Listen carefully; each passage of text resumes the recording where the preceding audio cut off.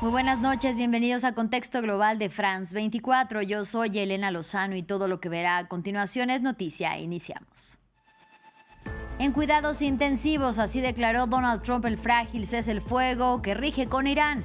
El mandatario estadounidense volvió a rechazar la respuesta de Teherán a su última propuesta de paz y aseguró que es estúpida.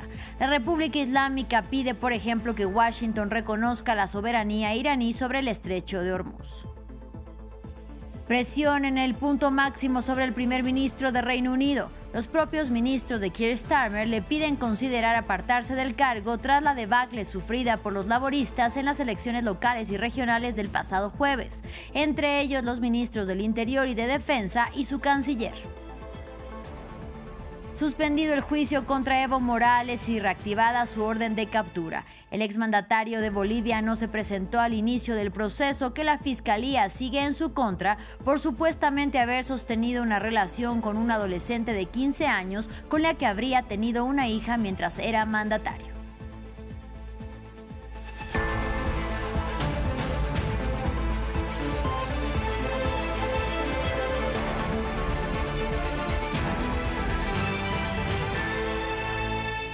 Iniciamos con la guerra entre Estados Unidos e Irán. En cuidados intensivos, así declaró Donald Trump el frágil cese el fuego que rige con la República Islámica. El mandatario estadounidense volvió a rechazar la respuesta de Teherán a su última propuesta de paz y aseguró que es estúpida.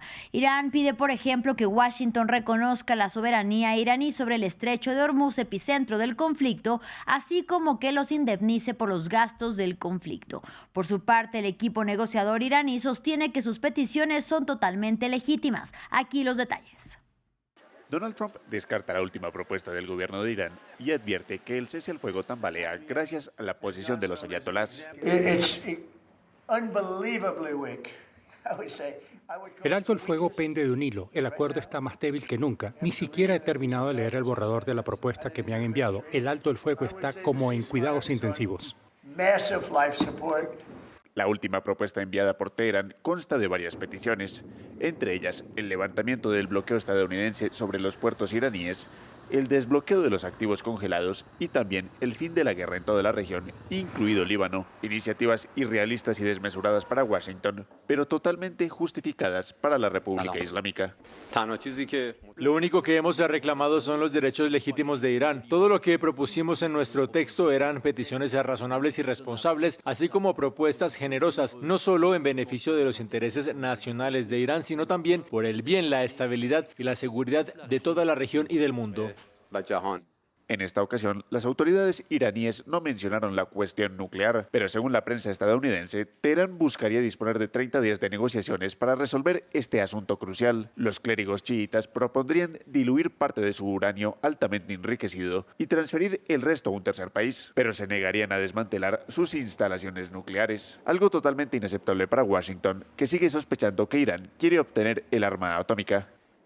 En Viena, capital de Austria, los ciudadanos europeos empiezan una semana de festividades que culminará el sábado con el certamen musical de Eurovisión. Sin embargo, este año el famoso concurso de canto está envuelto en una importante polémica que surgió a raíz de la participación de Israel. Varios países se oponen a la presencia de los representantes israelíes a causa del mortífero accionar de su gobierno y ejército en la Franja de Gaza, pero también en Líbano, y confirmaron que no participarán ni tampoco transmitirán el evento. William Gassó nos cuenta más.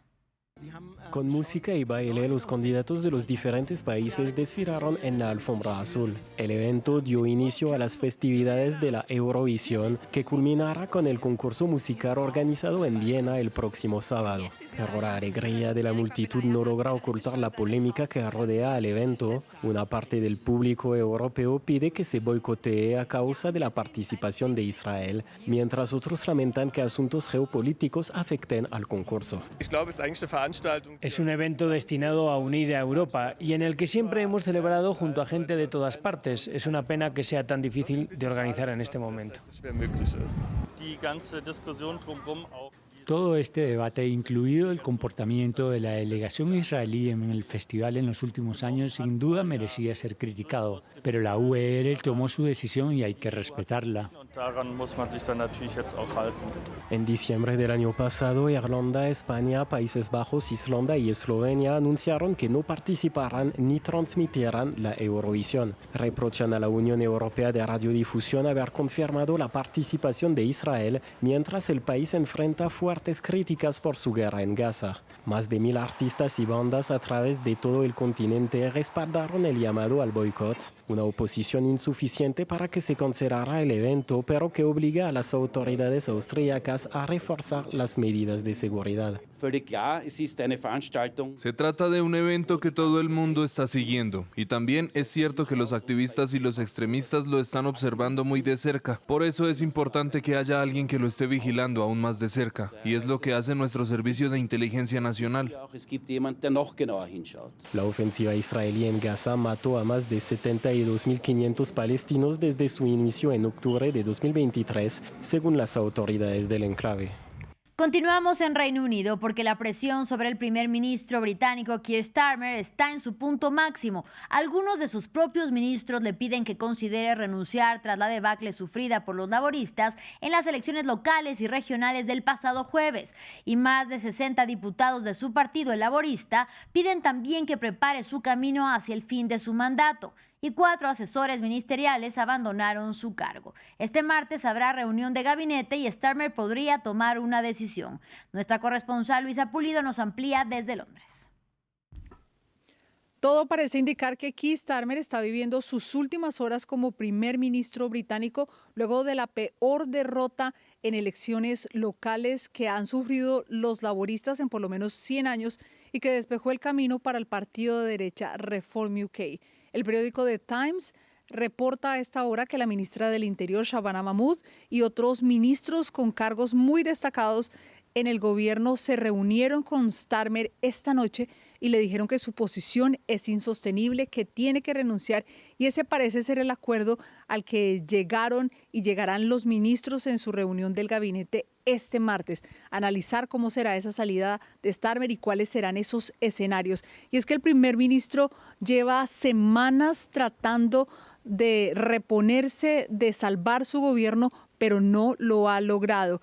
Hoy fue su último intento con un discurso en el que anunció un acercamiento a la Unión Europea, pero tuvo todo el efecto contrario porque más de 70 diputados anunciaron públicamente que quieren la salida de su líder, que quieren que Starmer salga de Downing Street, y también otros funcionarios, ministros junior del gobierno dieron un paso al costado, renunciaron.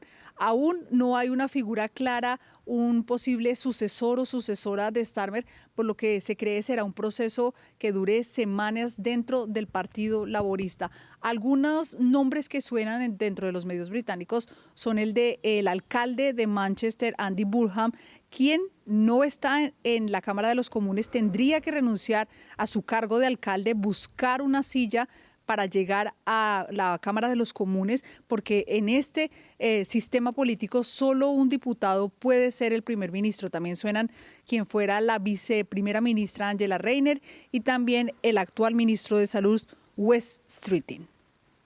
Ya se completó la evacuación de los pasajeros del crucero MV Hondius en aguas de Tenerife, en el archipiélago canario de España. Este lunes, 2 aviones con pasajeros que deben de cumplir cuarentena aterrizaron en Países Bajos. Hasta ahora se confirmó el contagio de una francesa, de un español y de un estadounidense, con lo que se elevó a 8 el número de diagnósticos confirmados por la Organización Mundial de la Salud. Mientras tanto, en el crucero de lujo que se dirige a Países Bajos, permanecen 25 miembros de la tripulación y 2 miembros del personal médico. Aquí los detalles. Parte un avión con los últimos evacuados son rumbo a Países Bajos desde Tenerife, en las Islas Canarias. Se completa así la repatriación desde el crucero golpeado por un brote de hantavirus. El buque en cuestión, en el que todavía permanecen 25 miembros de la tripulación, un médico y una enfermera a bordo, se dirige también a terreno neerlandés, pero por mar, en donde se va a completar su desinfección. Concluye una difícil operación coordinada por las autoridades españolas, la Organización Mundial de la Salud y cerca de una docena de países. El virus ha cobrado la vida de 3 pasajeros en cerca de 6 semanas desde su partida de Argentina. Todavía no existe una cura o una vacuna contra el hantavirus. No hay un tratamiento real contra un grupo de virus, los hantavirus y la variedad tipo Andes, así como las enfermedades.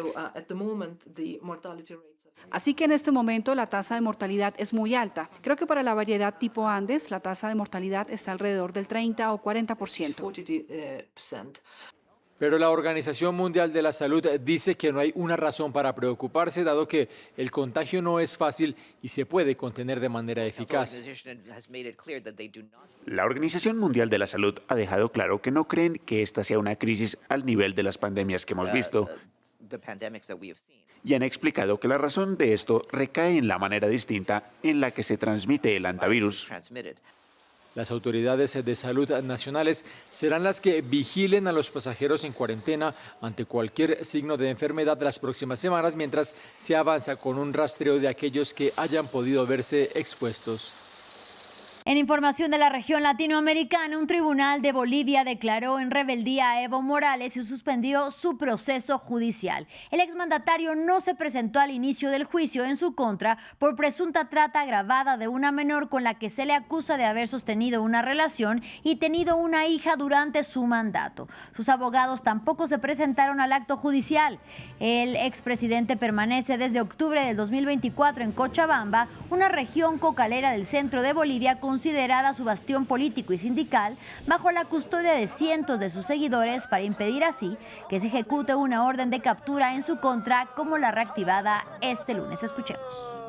Fueron ordenados nuevos mandamientos de aprehensión encomendando su ejecución a la fuerza pública, es decir, a la Policía Nacional. En México, las desapariciones suponen una grave crisis humanitaria. Esa es la alerta lanzada por la Comisión Interamericana de Derechos Humanos, que en su más reciente informe concluye que la mayoría de las desapariciones son perpetradas por el crimen organizado. Sin embargo, el organismo internacional no exime al Estado mexicano de responsabilidades. Según cifras oficiales, este flagelo alcanza a más de 130,000 personas, quienes son buscadas por sus familiares y no por las propias autoridades. Diego Bazzani nos amplía.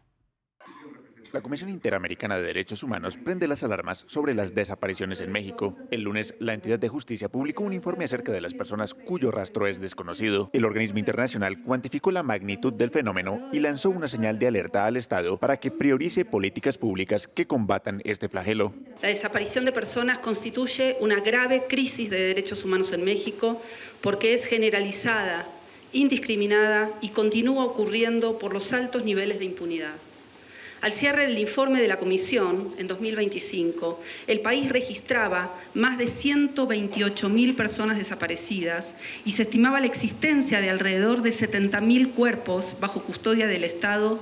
El texto señala que en los últimos años se han logrado avances como la reactivación del Sistema Nacional de Búsqueda, pero advierte que en muchos casos hay actores estatales involucrados en las desapariciones.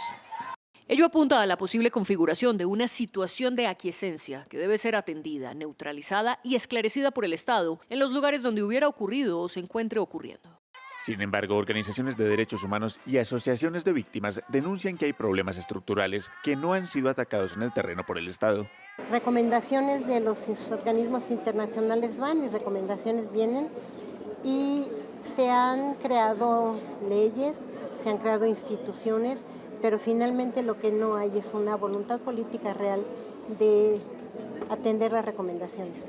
En 2025, el Comité contra la Desaparición Forzada de la ONU catalogó a este fenómeno en México como sistemático y generalizado, adjetivos que no sentaron bien al gobierno Sheinbaum. La mandataria acusó al Comité de Naciones Unidas de tener una orientación dirigida contra su administración. El informe Red Lupa del Instituto Mexicano de Derechos Humanos y Democracia de 2025 reportó por tercer año seguido un aumento en los casos de desaparición.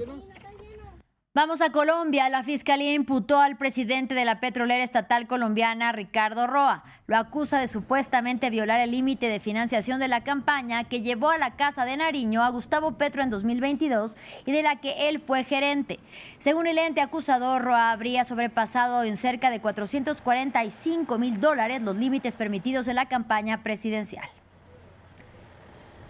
Y este martes no se pierda la entrevista al presidente de Francia, Emmanuel Macron, realizada desde Nairobi. La puede ver a las 14 horas de Bogotá, Quito y Lima, de la mano de periodistas de France 24 y Radio France Internacional, junto a otras cadenas aliadas. Así llegamos al final de este espacio informativo. Gracias por su compañía y hasta la próxima.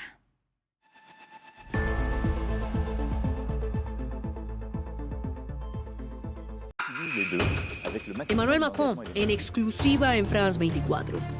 ¿Hacia dónde va Francia en África? Crisis, influencias extranjeras, desarrollo económico y el papel de las nuevas generaciones. El presidente francés se pronunciará sobre todos estos desafíos, mientras Francia y una treintena de países africanos se reúnen en Nairobi.